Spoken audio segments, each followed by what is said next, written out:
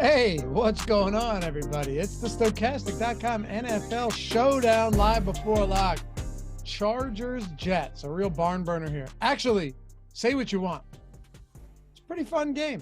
Not going to lie. Pretty fun game. Totals come up to 41 as well as a 39.5 this morning. Jets went from 3.5 to 3. Makes a lot of sense. We're here to talk about all of it. We're glad to have you guys with us. I'm Dave Loughran, Lafayette_D on Twitter, LOUGHY_D. Joined by Matt Belman today, Fantasy Tips Matt. Glad to have him with us. You should be too. This man gives out great analysis every single time we do shows together. Assuming his internet's working. I had to jab you for that. I'll accept it. No, brand new internet, new setup, looking good, man. Thanks, man. Excited to talk about this game. As you said, I've heard you talk about Chargers games or the Chargers in past shows. Similar take to me. They're just an organization that should be so much better. So I read a tweet today. I think you'll fully agree with this. The Chargers as an organization, were born to lose to Zach Wilson in prime time. Can you repeat that one more time? You froze up on me. The Jets as an organization. Oh, damn, you didn't. Oh my God. I got it. But like, maybe it was your end. I was trying to go past it. No. So I was like, yes, 100%. Boy, I had to. God, I hate you. Yes, 100%. Dude, they're the type of team that I bet on happily when they're significant dogs. You know, They find ways to keep those games close and lose them at the end. But they're good. What? They're good. They have a lot of talent. Yeah. Yeah, but they're terribly coached. Brandon Staley, Adam Scher, our buddy Adam Scher, shit my money, likes to call him the fake sharp, right? Yeah. And he's right. And he likes to consider Dan Campbell like the opposite of a fake sharp, where he just kind of acts and plays dumb. You assume he's dumb, but then he's not, because that's a damn well coached team with Ben Johnson's offense and Dan Campbell. So, yeah. But I'm with you. It is true. If you were taking the Jets money line tonight, I wouldn't blame you. I grabbed them at 3.5. I wasn't willing to bet the money line here, but honestly, getting them outside of a field goal anytime they're facing the Chargers at home, I have no problems with that whatsoever. I mean, on paper, the Chargers should roll, but it's everything you said. What's funny about Staley to me is before Staley came on board, they had Anthony Lynn. Don't know if you remember that. I thought he was the worst coach ever. I mean, awful decision-making, etc. And Staley isn't like, I don't think he's bad like that. He's just aggressive in situations where he doesn't necessarily call for it. And it seems like everything he does goes wrong. I've always said, like, the fourth down, going for it on fourth is short I tweeted this the other week. Going for it on fourth and short isn't always a bad idea. But when Brandon Staley does it, it's always going to yield a bad result. You know, it's just the way it is. Hey, by the way, Neil Orfield, rest up, brother. Feel better. Down with the Rona. I didn't even know that was still going around. That's the thing, though. Neil made a mistake and tested. True. He told me, though, and I don't know if your wife is like this. He was like, I wasn't even thinking about it, but my wife had a bunch of tests saved up, so she gave it to me. Same thing over here. So, like, when I'm sick, I've been sick a couple times in the past month. I have to take a COVID test. Fortunately, I've never had it. You just tested negative. Yeah, bullshit. For sure. Well, I just didn't test. Yeah. I definitely had it. I just never tested positive. For sure. Anyway, feel better, Neil. We love you, brother. We got a bunch to talk about.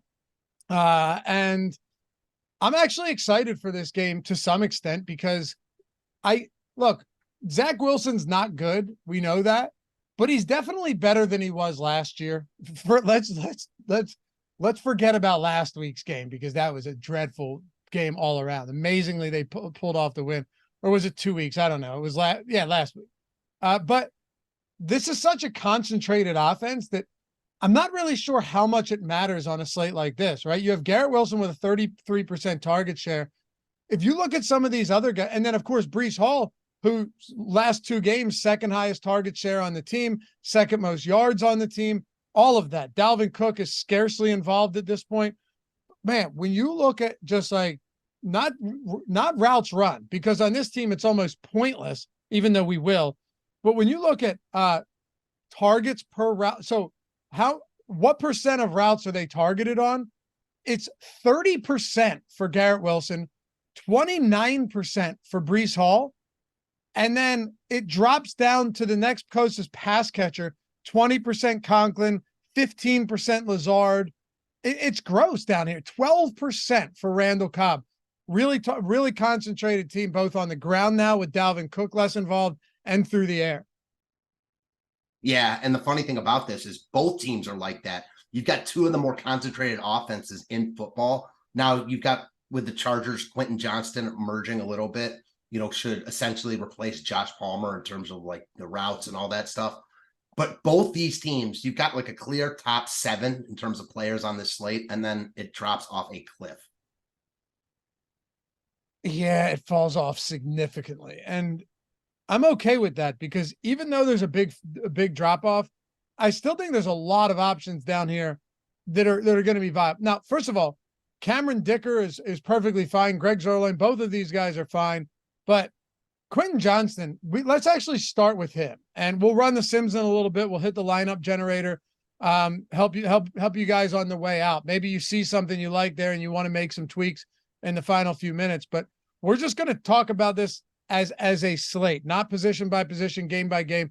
Break it down from just an overall game theory standpoint. Matt, feel free, give us your takes on what you're doing at captain, how you're playing these, how you might be stacking Wilson teams. You're playing him at captain. We'll go through all of that, but I want to kick it off with Quentin Johnston, because the price point on him, I'm not saying he should be $8K, but $3,600 with Mike Williams already on the IR, and then Joshua Palmer on the IR now, also coming off a season high 6 target game that was twice as much as he's seen in any other game this season. I don't get the $3,600 price point. It's one of the easier plug and plays, in my opinion, in Showdown that we've seen. I'm surprised his ownership isn't as high as I thought it would be. He's getting love for sure, but he's not like projected to be the highest owned player on the slate or anything like that. In my opinion, in higher dollar single entry stuff, there's a chance he's just as high owned as those top guys, because he makes everything work. And he's like the last leg of that bridge before it drops off a cliff. Like, he's that guy. Everyone else below him there's a lot of guys worth playing in like big tournaments, as you said, but not many guys you can feel comfortable with. Johnston finally got involved last week. He looks really, really good here, considering that everyone else you want to roster is expensive. I know a lot of people have been coming out and saying, like, making fun of, remember when people were making fun of the Eagles for drafting what's his name over Justin Jefferson, the guy from TCU? Jalen Reagor, who dropped a huge pass for the Patriots yesterday. Huge, like 50-yard bomb straight through his fingertips. Oh, I remember him quite well. Well, you've got kind of a similar vibe with Quentin Johnston, also from TCU. A lot of people hating on him, taken right before Zay Flowers and Jordan Addison. I think it's too early for that stuff. Like, he's good. He was really, really good in college last year. Probably the best wide receiver in college football last season. Doesn't mean he's going to be great in the NFL, but he's got an elite quarterback throwing to him. He's their number 2 option now. He is way too cheap. I mean, in single entry stuff, wouldn't be surprised to be 60+% owned. I'm with you, man. I am absolutely with you. I think he's going to be very popular. We just got an updated run of our ownership. Jordan, which tool were you throwing up? Yeah, you got the right tool up there. You're good. Just got an updated run on that. Jayhawk said, I think people are underestimating the Jets defense. No, I mean, here's the thing though. If you're underestimating, we haven't talked about that. Oh, sorry. Go ahead. Well, I said we haven't even talked about that yet. And I don't think he's referring to us specifically, but it's only one game to choose from, is the truth. If this were a 10-game, 11-game main slate, I think we'd probably be singing a different song. But at the same time, the Jets defense is very good. Jets offense is not very good. Like, you still have to play guys on the offensive side from both of these games. If that's the approach you're taking, by all means, and I don't think it's crazy, go both defenses, go kickers, go. We've seen them win tournaments before. It's not going to be a fun build, but it's possible. In the lineup generator, you go in before you generate lineups, go to the bottom and click the option that adjust projections down for both teams 6. You'll get a low scoring projection, and the lineups will indicate that, they'll reflect that. So, Yeah, no, look, Matt, it's a good Jets defense without question. Yeah, Jordan, good call. Throw that up there so people don't think I'm crazy here. Yeah, if you go to the bottom one, the Jets -6, Chargers -6, you're going to get lineups that resemble exactly what you're talking about. But yeah, no, it's a good defense. But what does that mean? We don't play Keenan Allen and Austin Ekeler, Quentin Johnston? It's definitely a good defense, but I'm with you. Like, what does that translate to on this slate? Because there's only 2 teams going. So maybe on a main slate, as you said, you wouldn't be all over the Chargers in this spot. I get that. That said, the Chargers are one of the best offenses in football. I mean, they're not like the top offense. There's offenses better than them, but they're certainly top 10, if not like creeping up on top 5 with an elite quarterback, an elite like PPR running back. The Jets have given up a ton of points to opposing running backs through the passing game. Clearly a number 1 wideout in Keenan Allen. They don't have Mike Williams now, but Palmer, and we'll see what Quentin Johnston is. This offense is really good. So I know it is a good Jets D, but I think in saying that, it's almost like discrediting this Chargers O. For sure. We got a super chat too. By the way, one thing I forgot. How could I forget? Atone for your sins, my friends. Take 1 single second, hit that thumbs up. We're at 154. We got over 1,200 people watching with us on a Monday night Jets-Chargers game. Hey, if you're here for a Jets-Chargers game, you're here for a reason, okay? Hit that thumbs up. Show a little love around here. Just a simple reminder. It goes a long way for us. Otherwise, I wouldn't ask. Appreciate you guys in advance, though. Jorge, our boy Jorge, $20 super chat said, looking forward on taking today, another showdown. Took yesterday the mini max. Tie with more people, but hey, that's a good ROI. Chat, sign up for the tools that are the best in the market, my man. Thanks, Jorge. Appreciate you, as always, supporting this show. And yes, the tools are awesome. Links in the description to all of them. Sims tool for every slate, all of our tools, no add-ons necessary, lineup generator, everything down there. You guys know it. Jordan can throw it in chat as well. When it comes to Austin Ekeler, how much are you getting to at the captain spot today? Because when I already plugged my lineups in, I might make some adjustments during the show. I don't think I'll need to necessarily unless we update our tools and they look a lot different in the coming minutes. I didn't get a lot of Austin Ekeler captain. I got a lot of Keenan Allen captain. We don't have the highest leverage score on Austin Ekeler, which, that's why. But that if there was one spot that scares the shit out of me, it's a lot of my lineups had Austin Ekeler, but most of them did not have Austin Ekeler at captain. I think that makes a lot of sense for, first off, the reason you said he's the most negatively leveraged play right now on the slate. So that kind of says all you need to know. But he is that because of its price tag. So he's still a great play. I do prefer him in the flex just because with how he's priced, and not just that, with how the rest of the slate is priced with other expensive guys that you really want to roster, and only Quentin Johnston is the value that you feel good about. He's going to need to absolutely nuke in the captain spot. Like, you need that anyways, but with how expensive he is, you're just going to need him to be so much better than everyone else. There are certainly game scripts where that happens, but I think the majority of the times he's really good and a really good flex play. Corey Balmer, Laffy taking shots at the Jets like we didn't silence them. Corey, stop being silly, dude. Come on. Stop it. You're just being ridiculous.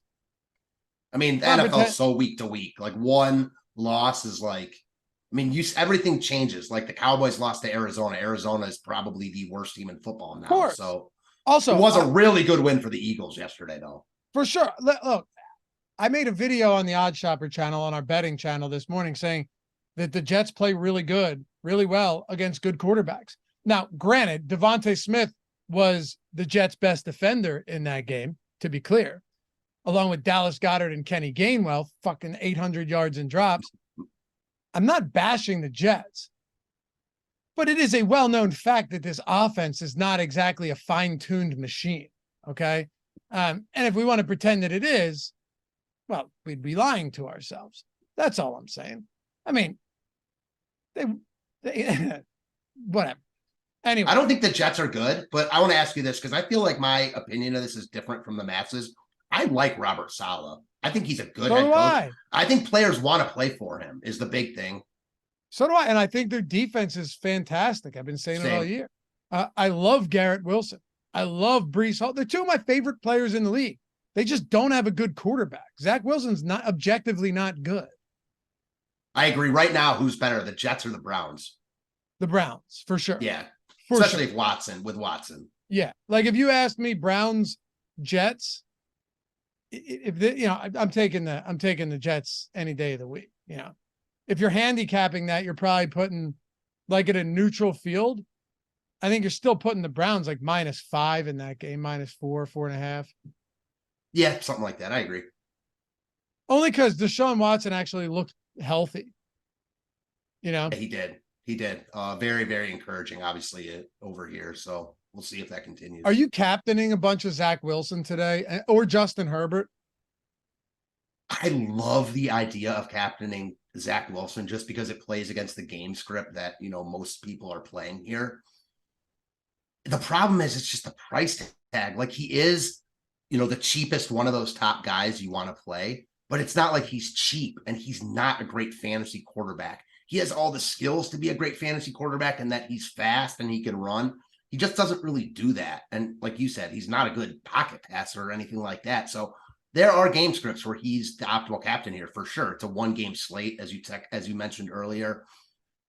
I just feel like it's not going to work out all that often. And I actually prefer spending all the way down to Quentin Johnston. Now, like I said, there are game scripts where that works out and the projections are close enough where I don't think it's crazy to make that move, but it's not ideal in my eyes. What do you think?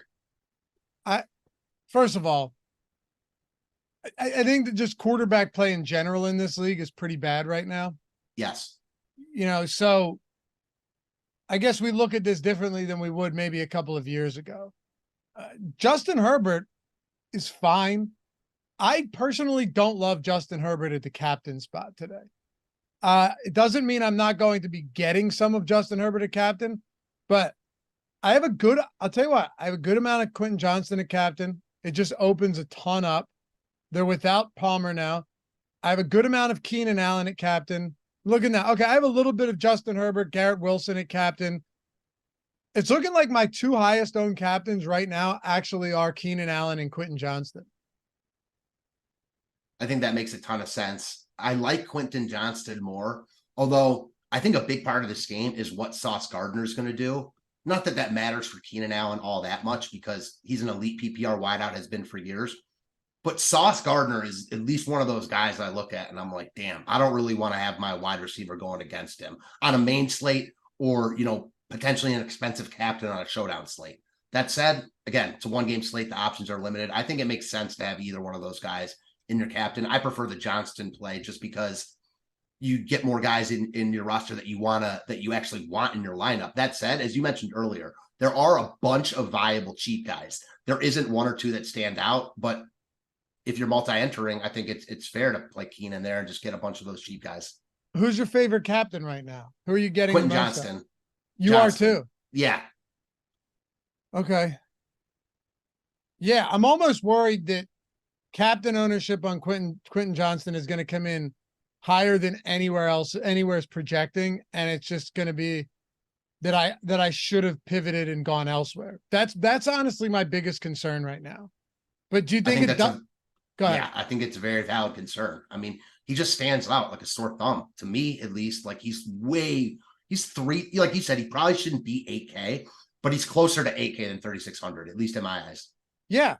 I expected to pull it up and see him around in the 6K range. Same. Just given the scenario. Because you have Keenan Allen, you have Austin Ekeler, and then you're talking like Donald Parham, Gerald Everett. They brought Guyton back. Darius Davis. Like, who else is there? Who else is like it? And to your point that you made earlier, yeah, considering Johnston a bust after a few games when clearly they already had a lot of weapons in this offense is silly. It's silly. Now, it's just funny to me. Like, it has often taken wide receivers a year or two to really acclimate themselves well in the NFL. We've seen that trend change lately. The Jamar Chases. Absolutely. So, like, I'm not willing to say that just because you aren't amazing in your first year, like, you're not going to be good. It hasn't even been a full year, so I'm with you there. Not that anyone wants to hear about my best ball teams, but this is the first year where I took the approach of I'm not fading these rookie receivers, particularly late in the late rounds, because how many times over the past few seasons have we seen these receivers? It's not all of them, obviously, but you get a couple of them every year, whether they're first, second, third, fourth round picks, they just burst onto the scene and ended up at being great. You know, Tank Dell being one of, we see it often. We see it often. So who knows? Maybe Quentin Johnston does start to break out. They're going to need someone without Williams and Palmer. Couple super chats here. Jay Murphy, landing the free month tonight, Stochastic. Hell yeah, man. Rock the avatar. That's all you got to do. You're on FanDuel, DraftKings, Owner's Box. Just go to stochastic.com/avatar and download it and use it wherever it is you play. You finish top 3 in a field of 5,000 or more. You could be the nickel, by the way. You could win $50. It doesn't matter. Finish top 3 in a field of 5,000 or more. Tweet your wins to us. It's Stochastic HOF. Win a free month. Anything of your choosing, $200 value. We got you. Just got to be rocking the avatar. But Jay, I hope you do, man. I hope you do. Primo Fins. It's going to be wide receiver, running back, kicker type of night.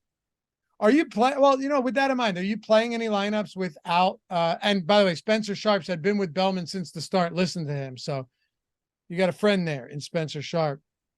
Are you playing any non-quarterback lineups, like no quarterbacks? I mean, on any Zach Wilson slate, I think it's easy to play a non-quarterback in that situation. And then with Herbert, he's really good. You mentioned earlier talking about quarterback play. I think I hold Herbert in slightly higher regard than you do. He hasn't been consistent, but I think on his highest, he's right there with Joe Burrow. Like on his upside, Joe Burrow just does it a lot more, but he doesn't run. So you really don't have that you're fighting against without having him in your lineup. He looks a lot better than Zach Wilson. And I think with, as you mentioned at the beginning of the show, how small the target trees are for these teams. There's only a couple guys you really want to roster. I think it's fair to just assume that like those guys are going to eat most of the volume and go to those guys. I don't think it's out of line at all. Would you put him in I'd put him in the Desmond Ritter tier? No, I'm just joking. Not. Who would you rather have, Herbert or Trevor Lawrence? That's a great question. I was trying to think of who I'd put him in a tier with, because I would put him below Joe Burrow. I'd put him below Hurts. I'd put him below Mahomes. I'd put him below Allen. Yeah, I would. But I think it's like him and Trevor Lawrence in a tier together. I think you're right. What about Lamar?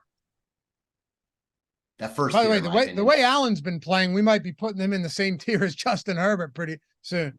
I think at this point, I would still take Lamar over Justin Herbert. Same. I think it's really close, but I think that, you know, the only quarterback that I think you could just safely say no one would take over Lamar is Mahomes, probably Burrow. And I think most people would take Hurts over Lamar, but I think that's really close. Rank your top 5 real quick. Mahomes, Burrow, Allen, Hurts, Lamar. That was really quick. Mahomes, Burrow, Allen, Hurts, Lamar. Okay. Mahomes number 1 for me for sure. You have to. I don't think that you have to. I think the drop off from Mahomes to number 2 is like the biggest of them all. Yeah, because I think you can make an argument for any of those other 4. I'd probably put Hurts second, just because that's fair. They're winning despite the turnovers, and those turnovers can be fluky. They get cleaned up. I'd go then Burrow, Lamar, Allen, only because Allen this season, normally I'd put Allen ahead of him, but I think right now with the way these teams are, like if you're asking me currently, right now, with the way these guys are playing, I'd put Allen 5. The funny thing is, it's like you said earlier, there's such bad QB play in the league. Horrible. That's why I'm so encouraged with Watson, because it's not like, if he's just good, he's so much better than a lot of the quarterbacks around the league. Now, you need him to be really good to beat like the good teams, but as you said, there's just a lot of shitty play right now. Oh yeah, you're a Browns fan. That's right. Mm-hmm. I think he doesn't need to be elite. He just needs to not be as bad as he looked early in the season. You know? Yeah, people were talking like PJ Walker. They're better off with PJ. No, that's silly. He's got 6 touchdowns, 18 turnovers in his career. PJ One Walker's touchdown. Yeah, agreed. So happy Watson's back. Wish we had Nick Chubb, but injuries are part of it, as you know. Check this out. We have just updated the tools. Listen to the top play probability. You guys out there too.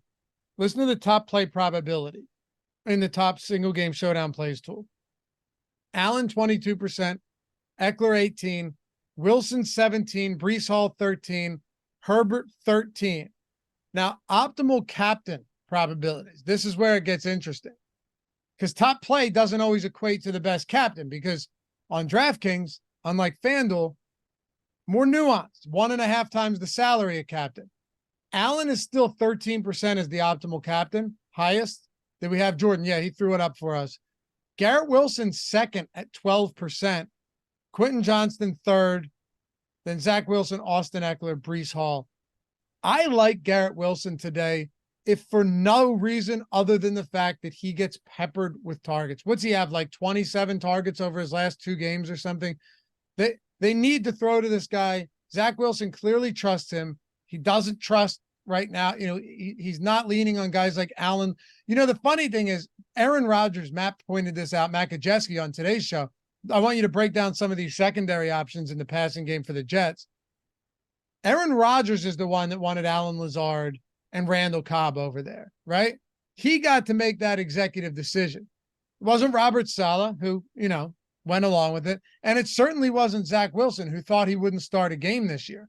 So is anybody shocked that Garrett Wilson is seeing 1/3 of the targets on this team when he's far and away the best wide receiver?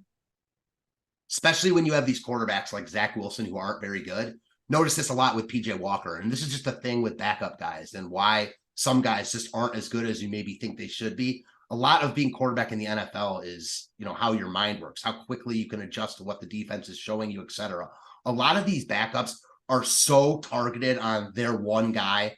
For PJ Walker, it was Amari Cooper. For Zach Wilson, it's Garrett Wilson for obvious reasons that they're not even getting to their second, third looks. They're just automatically targeting these guys. You're seeing that with Garrett Wilson. And then you also have the fact that he's just really good, by far the best wide receiver in that room. So it makes sense why Garrett Wilson would want to get him the ball. It's really impressive, the numbers he's been putting up with Zach Wilson as his quarterback. He did it last year too, right? 1,000-yard rookie season with Zach Wilson and Joe Flacco, and I think White was in there for a game or two, right? Mike White. Mike White played. Yeah, he played a few games, I think. Was better than Wilson. Yeah, look, Garrett Wilson finds ways to produce. So anybody tells me, hey, I like Wilson at captain today, sure. Positive leverage in the captain spot. We have him positively leveraged at the utility spot. Whether you're playing him at captain or not, he's a great play. He's going to be owned, obviously. What are you doing with Breece Hall, though? And what are you doing with the backfield for the Jets? And then we'll get into those other receivers. I didn't forget about it. It's funny, like I was talking about earlier, these teams almost parallel each other on offense. The Chargers are just a lot better because of their quarterback play. But Breece Hall is a lot of that Austin Ekeler role right now. He's finally looking like the Breece Hall from last year before he got hurt. He looks really, really good. And that's why I think that you can get away without playing at least one quarterback here, just because the skill guys of Allen and Ekeler, Garrett Wilson, and Breece Hall are going to eat so much of the targets. You'll have random guys get theirs, but those 4 guys are just going to see so much volume here that on a showdown slate, it's really hard to get away from them. Hence why rostering or captaining Quentin Johnston makes so much sense, because it allows you to be able to roster them all. Yeah. Are you playing? Would you rather have Randall Cobb, or would you rather have Mike? What's that? I think Cobb is out. Is he confirmed out? I thought he was. Yeah, I think so. Oh, yeah. Wait, hold on. Because Lazard is in. Is Cobb confirmed out? Because you're right. You're right. He is. Yep. He was. Yeah, he was not. He's a healthy scratch. Okay, that's why I just assumed he was in, because he wasn't on the injury report coming into today when we did the morning show. Good call. I was going to say, would you rather play Cobb or Michael Carter? Because these guys are $200. Would you rather play Michael Carter or Xavier Gibson at minimum salary? Or Jeremy Ruckert, any of these guys? I don't think it's Ruckert. I think Gibson. I hate to say this because it really doesn't matter, but when you're talking about 2 guys this cheap, like he does return kicks and punts for them. So that gives him like another avenue to score. That's so rare. You're never playing a guy because of that. But like, you know, people talk about like the old double dip playing like the Jets D and Gibson or whatever. Like here, you don't even need to play the Jets D because if he scores any type of touchdown, you're going to want him. That said, I do see, I think it's really close. Probably Carter, just because I think he's on the field a little bit more, but I think you're 6-1, half a dozen the other. It's really hard for me to sit here and say I have a strong preference there. Agreed. And you know what? Ownership really isn't separated that far in our projections. We have Carter at 9% in the utility. Forget about captain, right? I don't think we're captaining these guys. And then you have Gibson north of 6%. It's not like 12% and 2% where you go, okay, I'll just take my shots on Gibson. For what it's worth, I don't think Xavier Gibson is the worst play. And you bring up a good point. You know what? He does return kick. We already saw him return a massive kick on September 11th to start off the season when Aaron Rodgers went down. I know you remember that in that overtime game. He's also just so infrequently used. But here's the thing. Like the showdown slate, we have to get as granular as possible.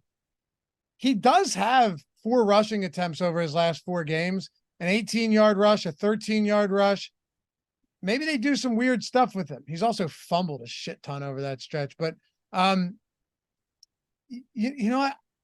Michael Carter on pay in a vacuum seems like the right option here because you're right. Probably gets a couple more touches, but I'm not just crossing Xavier Gibson out. No, because I do agree. Like if one of these guys does something special with one of their touches, it's probably Gibson. He's just got a ton of speed. There seems to have been like a lot of coach speak around him on Hard Knocks. I know like he was brought in when he made the team. Then the Aaron Rodgers stuff, like after he got hurt, he returned that punt, as you alluded to. And then recently, I know Robert Saleh was talking about, Mecole Hardman was expendable, especially with guys like Gibson, you know, we're going to depend on to step up. Like, I don't really take that into anything, but they do seem to at least like him. They're grasping for straws at this price range, but it is what it is. I think the best guy here, though, might be Uzomah. Little CJ Uzomah action. I can't even believe I'm saying that. And I think I'm going to retract that immediately. I think that he looks like he belongs in that group of Carter and Gibson. Yeah, look, I think I had a few. All right. I have very little CJ Uzomah, but I have a little bit of it. Well, you know, the thing is, though, if you're playing a bunch of lineups, I think you want to make sure. I think the mistake here would be just keying in on one guy and the cheap range. I think that would be the mistake, right? Just going, you know, my cheap guy is only going to be Gibson or only going to be CJ Uzomah or only going to be Michael Carter. Makes a lot more sense to me to think I'm just going to spread it around a little bit and hope one of these guys can get there. I can't imagine even just singling out one of these guys and being like, okay, this is my guy. I mean, all these guys are likely, I would say, to put up 0. None of them like is expected to do much of anything. I am kind of like, just the more we're talking about it though, Michael Carter is the safest just because I think he sees the most touches. But like, what does that even mean? It's not like he's going to see a ton of touches. They still have Dalvin Cook there. I think the upside of Gibson is where I'm most intrigued after talking it out. I think we kind of arrived at this conclusion together because before going into this, I was kind of leaning Carter a little bit. You know, Same. Okay, Carter's the safest, but what does that mean? Like, right? You know, what does safe mean here? He's coming off 2 games with less than a fantasy point. I'm with you. Like if Gibson sees a target or 2 and a rushing attempt and he's returning kicks, I'll be happy. Fine, he didn't get there, but I'll be happy with that. You know, he's minimum salary. I can deal with that. I think the difference for me, if you ask me who do I think is likeliest to put up literally like 1.5 points, I would say Carter. But anything more than that, I think I'd say Gibson. Yeah, I'm with you.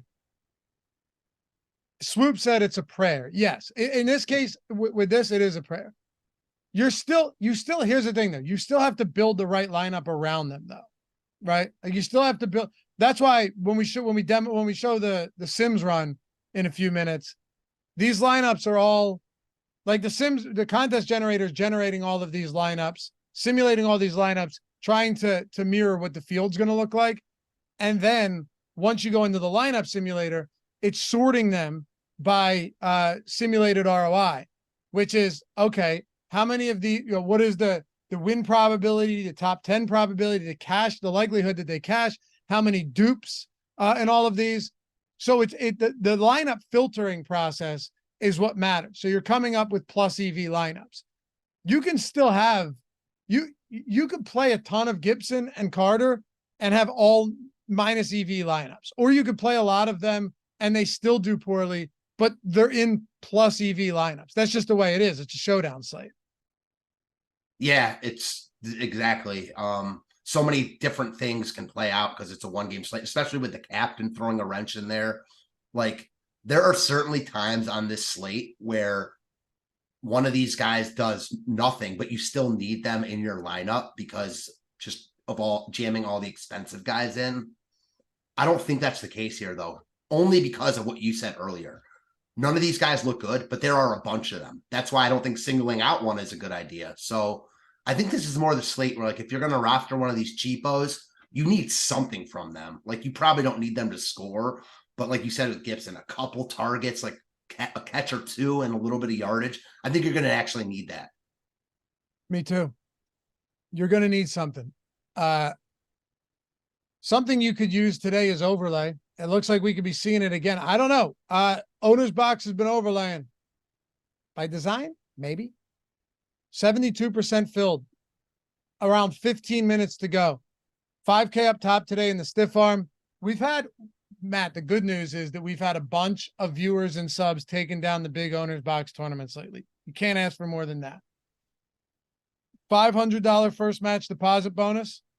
Take advantage of it. Link in the description and chat. Turn your ad blocker off if you have one. If you turn it off, it'll take you right there. You don't need a promo code, even if it asks. Just click the link. You sign up. You deposit. You have access to a $500 first match deposit bonus. Some wicked overlay that we've been seeing on those Sunday slates. Let me tell you, some crazy overlay. All of the tools that we have at Stochastic too. The lineup generator, our contest generator, sims, ownership, projections. We have Owner's box for all of that as well, not just DraftKings and FanDuel. But yeah, Drew D took down the 20K. He hit us up on Sunday, took down the big contest on Sunday. We had a couple guys take down the Showdown contest over the last 2 weeks. You know, why not? And it's super flex, which means you can play a quarterback at the super flex spot. You never have to worry on main slates or multi-game slates about getting burned by a defense. NBA, all of these other sports in there. Plus, when you sign up, here's a nice little pot sweetener. You get a $5 Lightning Lineups ticket, which is you'll see, it's a cool format. And you'll get another $5 DFS contest ticket when you sign up. So a few additional tickets, big first match deposit bonus. The overlay is clearly the biggest thing, and contest that we've seen our guys taken down lately, which makes me happy. So if you're not there yet, link in the description and in chat over at Owner's Box, guys. Get in there. 72% filled right now. Shit, even if you just throw a couple lineups in, 1,400 out of 2,000. Yeah, still a decent way to go with 15 minutes. If you're already on Owner's Box, like I know a lot of you guys are, you haven't thrown lineups in, good time to do so. All right, talk to me about, well, I think we've hit on a lot, but we still have a bunch of people hanging with us before this slate kicks off. What are you doing with the non-Keenan Allen, Quentin Johnston pass catchers for the Chargers, including tight ends, just not including the very obvious chalk in Keenan Allen and Quentin Johnston? So there's two sides to this. On one side, they stink, right? Like, we don't even know how good Quentin Johnston is. So everyone outside of Keenan Allen and probably Johnston is not that great. However, you've got a really good quarterback, and a quarterback that is especially good at, like, hitting the open guy. You know, he targets Allen a lot, but we've seen in past years, how many slates has Herbert been on where he's thrown 3 touchdowns to 3 different guys? He's that type of guy. It happens way more than I'd like to remember. Yeah. So it's kind of like the cheapies, where I don't really feel strongly about any of them, but I think they're all worth taking shots on.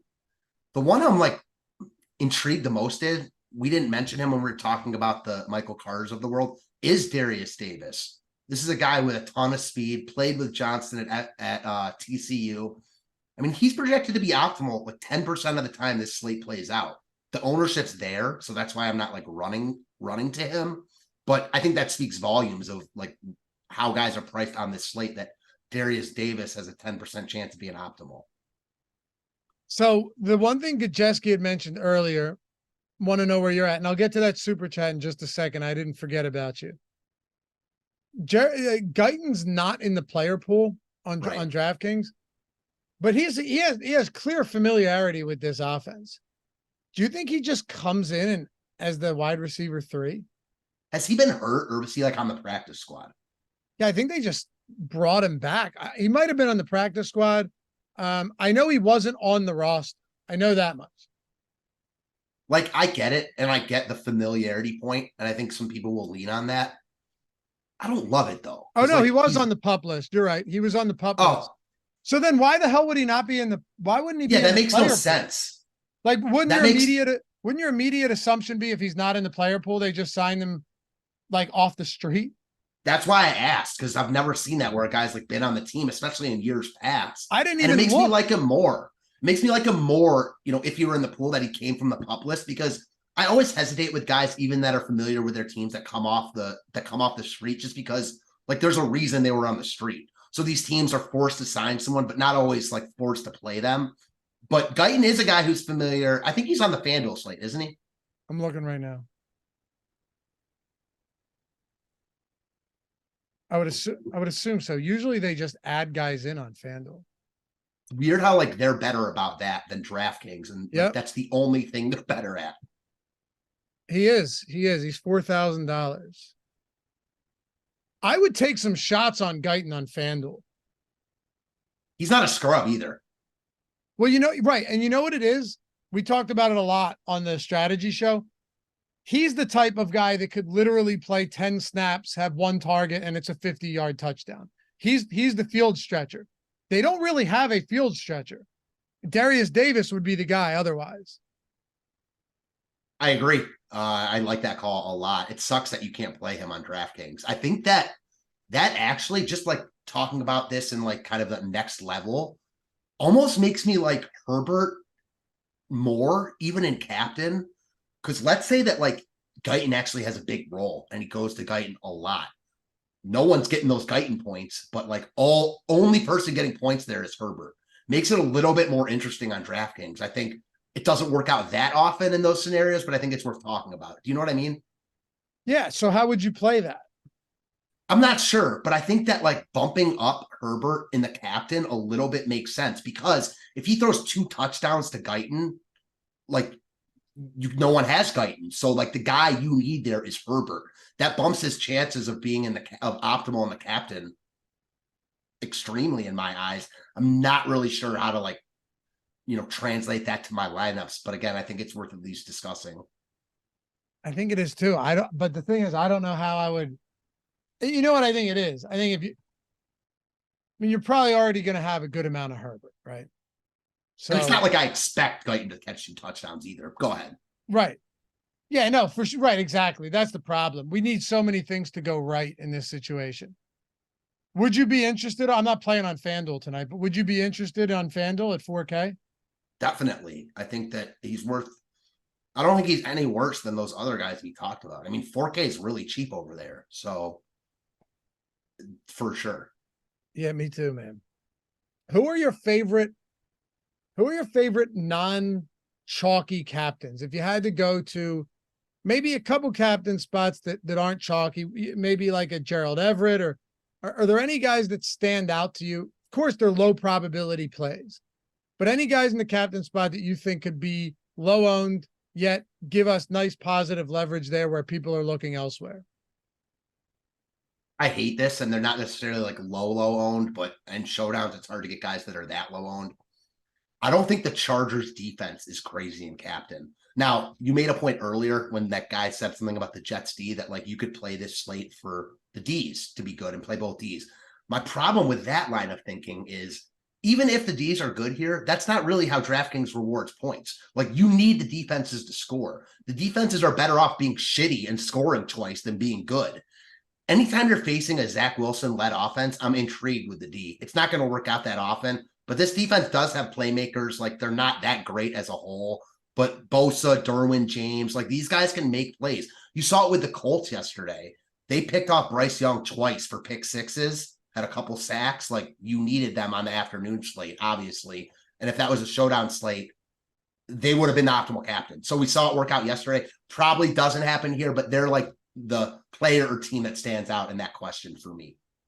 Yeah, you're right. You're absolutely right. The problem, like you said, is you'd rather him give up 27 and score twice. Mm-hmm. That's the issue.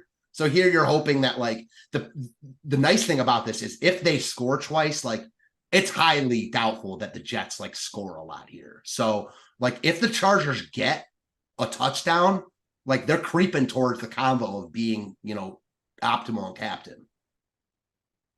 Yeah. Jordan, you have the Sims pulled up. We'll go to that in a second for everyone still hanging out with us. Are you captaining kickers? No, not this slate. Big part of that is, we talked about Staley earlier. Dicker is a good kicker, but the Chargers will often go for it, and that takes away from your kicker's opportunities.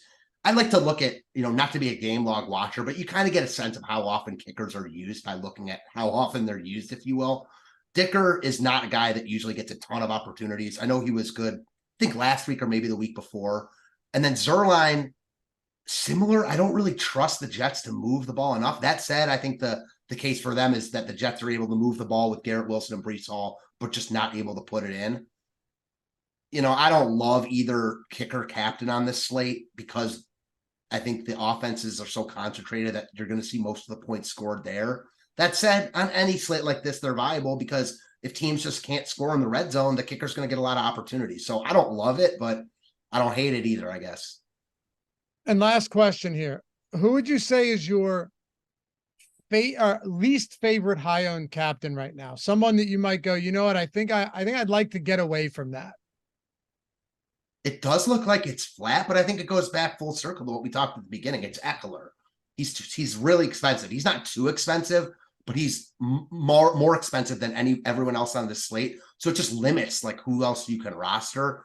I don't have him as like scoring that many more points as the guys below him. So I think he's the guy I would probably get away from most. And that said, like, him and Keenan Allen are getting the most ownership there. And, I like Garrett Wilson just as much. He's cheaper. He's getting a little bit less ownership. So that's probably where I'd pivot. Who's your favorite overall captain? I'll give you mine. I think right now, I think it's probably I badly want to say Quentin Johnston, but like I said, I'm backing off of that just a little bit. I'm backing off of that a little bit because I think that captain ownership could be higher than I anticipate. I'm going to go Garrett Wilson. So those are my two guys also. We see this pretty similarly. The funny thing is, dude, and I was going to mention this to you a couple minutes ago, we have Quentin Johnston as the highest leveraged play on the slate. I know. Right now. Like, there's such a gap between that and what I think it's going to be. It's hard for me to like wrap my head around that. I know. Trust me. I know. I'm still going to have some. There's no doubt about it. I'm still going to have him. And you know what? He still is like first round pedigree. Like to assume that he's just a bust, like you said, because why? Because he didn't break out immediately like some of these other guys when he was playing behind a lot of really good players. Yeah. For me, that's who it's going to be. It's going to be Garrett Wilson. Last question. Ty Conklin. Do you like Ty Conklin today? I don't hate him. I think there might be, if they actually make their way to the red zone, maybe you see an opportunity or there too for Conklin. He's my favorite one of those guys. Like, I like him over Lazard. Me too. That price range is just tricky though, because he doesn't look that much different to me than the guys like, that are cheaper than him. That said, we talked about how quarterbacks just like eye in on their target, these bad quarterbacks, if you will. Conklin's a guy that Zach Wilson feels comfortable with. So I would have no problem rostering him at 3K. I'm definitely not like going out of my way to do so.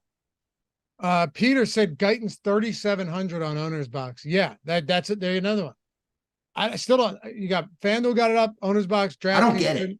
Yeah, DraftKings couldn't do it. Colin said, Quentin just looks lost out there, and those are the best DBs you'll see all year. He's toast for 35. Yeah, well, then you're just looking at Showdown sites completely. If you're not identifying a price point like that for a guy that's going to play 80% of snaps today, regardless of matchup. Like, the only reason not to play Johnston today, in my opinion, is the ownership, not because like he stinks or whatever you've seen him. Like, no, he was a first round wideout for a reason. Like you said, he was behind Keenan Allen and Mike Williams. He might not end up being a great NFL wide receiver. He might, though. Like, he was, like I said earlier, the best wide receiver in college last year. He was really freaking good. Yeah, the only reason you wouldn't do, the only argument for not playing him would be ownership. Right. But we have Lazard similarly projected in ownership, and he's $2,000 or whatever more expensive than. So you have Quentin Johnston with Justin Herbert throwing him the ball in a bad matchup, and then you have Alan Lazard with Zach Wilson throwing him the ball in an average matchup. Right. Oh, also, I will say though, more expensive. Just thinking about this slate and past Showdown slates, we had that Miami Philly slate where Jeff Wilson was really cheap. He ended up like 60-some% in the 3180 or the big high dollar thing. Did he really? Max. Yeah, like really, really high owned. And it makes sense because he was so cheap.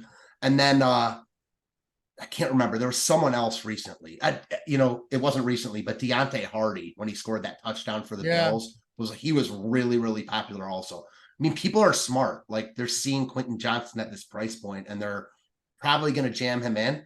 I always trust our projections over like what I think. But there's also some like nuance in this from having played DFS as long as we have, that you have to be able to use your brain a little bit somewhat. So it's a combination of both. Jordan, pull up the Sims. We only got a couple minutes. Oh, one question we have real quick. Matt, if you can answer this as quickly as possible. It was a super chat. What's up, guys? I'm on FanDuel. I went all in on Ekeler, captain, and Everett because of the trust factor with Palmer being out. How you feel about that? I'm fine, particularly on FanDuel, where you're not paying 1.5 times the salary. No problem with that at all. Everett should be fine. Herbert and Zach Wilson, or Ekeler and Herbert and Zach, or Ekeler and Garrett Wilson? It's going to be Ekeler and Garrett, like on DraftKings pretty easily for me. Corey, what do you guys do? What to do with guys like Gibson and Usama? We mentioned that, answered that, and we answered favorite captain already. So Jordan, pull the Sims up real quick. I just want to see what we got here. I wanted to ask you about one guy. Go ahead. Dalvin Cook. Yeah, I'd rather play Michael Carter at a cheaper price point. I don't disagree with that. He is getting to the price range, though, worth considering, if nothing else. Sure, yeah. It's just, and Jordan, just throw it on the screen for anyone that wants to watch. He sucks now. He's dust. Yeah, and they're not using it. It's just hilarious. Like, this guy doesn't want to be there anymore. They must have sold him a bill of goods. Like, oh yeah, you're going to come here, you get a good timeshare. What did you expect? Breece Hall's super talent. Like, what did you expect once Breece Hall got healthy? You know what I mean? I think it's another, you mentioned it with Lazard earlier, like an Aaron Rodgers came over for that. Certainly isn't happy with his role. I'm right. Like, he was looking dusty towards the end of last year. He was not great for Minnesota last year. No. My buddy here likes to call it Jamal Lewis-itis, where like guys just get old real fast. He got old quickly. Yeah, he did. Anyway, appreciate you guys hanging out as always. Hit that thumbs up before you go. Subscribe to the channel, and keep in mind, Owner's Box. Even if you're not getting in today, wait till you see the overlay that we've had on some of these main slate contests. Massive. Free tickets to the Lightning lineups and a free DFS ticket, and all our tools. Links in the description and chat if you're looking to get in. Whether it's the lineup generator, best low entry point tool you're going to find in the industry, hands down, bar none, without question. NBA lineup generator until Wednesday is $4.99 for the entirety of the week. That's less than $1 a day. And the Sims packages. So if you like what you see, you're interested, or you just want to watch the tutorials, we got them on YouTube. Links to everything in the description. Guys, good luck tonight. Shout out to Matt for doing an awesome job filling in. Follow him at Fantasy Tips Matt. Shout out to Jordan for producing this one. I'm over at Laffy_D. Good luck, guys. Take something down and hit us up with that avatar. It's the Castic HOF. We'll see you back here for the next one. Peace.